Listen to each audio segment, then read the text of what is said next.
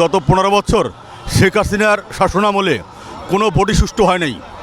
দিনের ভোট রাতে হয়েছে, ইশরাকের বিজয় ছিনিয়ে নেওয়া হয়েছিল। তাই এই 5ই আগস্টের পরে যেটা পট পরিবর্তন হয়েছে, সেখানে আইনি লড়াই করা একটা সুযোগ হয়েছিল।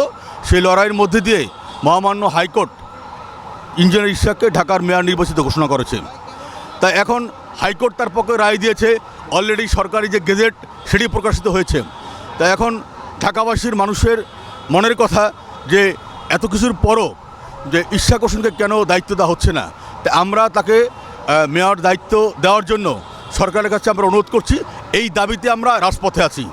এই আদালত কর্তৃক রায় দেওয়ার পরও কিন্তু তারা এই অন্তর্বর্তীকালীন সরকার কিন্তু আদালত অবমাননা করেছে, যার কারণে ইশরাকের রায় যতক্ষণ পর্যন্ত কার্যকর না হবে ততক্ষণ পর্যন্ত আমরা এখানে থাকবো। তার আর কোনো বাধা নেই শপথ নেওয়ার ক্ষেত্রে, কিন্তু এখানে বাধা হয়ে দাঁড়িয়েছে স্থানীয় সরকার উপদেষ্টা।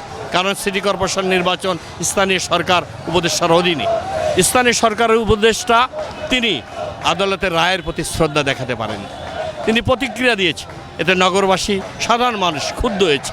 আদালতের রায়কে তিনি মেনে দিতে পারেন, এটা অন্যায় হয়েছে, তারা এই প্রতিপক্ষ বানিয়েছে। যতক্ষণ পর্যন্ত আমাদের এই নিম্ন আদালতের রায় কার্যকর না হবে ততদিন পর্যন্ত আমাদের এই আন্দোলন অব্যাহত থাকবে। আমাদের আন্দোলনটা একটা মীমাংসিত ইস্যু, সেটা যেন কার্যকর হয় তার পক্ষে হচ্ছে এই আন্দোলন।